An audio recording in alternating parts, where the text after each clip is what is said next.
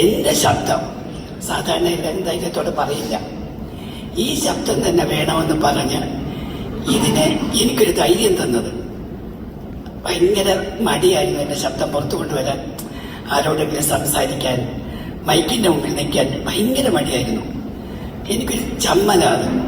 പക്ഷെ അതല്ല, ഈ ശബ്ദം നാട് കേൾക്കണം, എല്ലാവരും അറിയണം. എന്റെ അമ്മ, എന്റെ സരസ്വതി അമ്മ ഈ ശബ്ദത്തിന്റെ ഉടമയാണ് എന്ന് പുറത്തു കൊണ്ടുവന്ന് അതിന് ഒരുപാട് നന്ദി. പിന്നെ നിങ്ങൾ പടം കണ്ടിട്ടുണ്ടാവുമല്ലോ, വിജയിപ്പിക്കണം, എല്ലാവരും പറഞ്ഞ് വിജയിപ്പിക്കണം.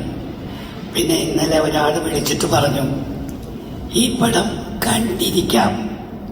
കണ്ടിരിക്കാനാ പറയണ്ട, ചാടിക്കടിക്കാൻ പറയുന്നില്ല. അതെന്ത് വർത്താനമെന്ന് മനസ്സിലായില്ല. ഒന്ന് കണ്ടിരിക്കാന്ന് പറഞ്ഞു. കണ്ടിരിക്കുക, കാണുക, അങ്ങനെ പറഞ്ഞു എന്നെ വിളിച്ചിട്ട്. ചേച്ചി ഒന്ന് കണ്ടിരിക്കുക, അത്ര തന്നെ.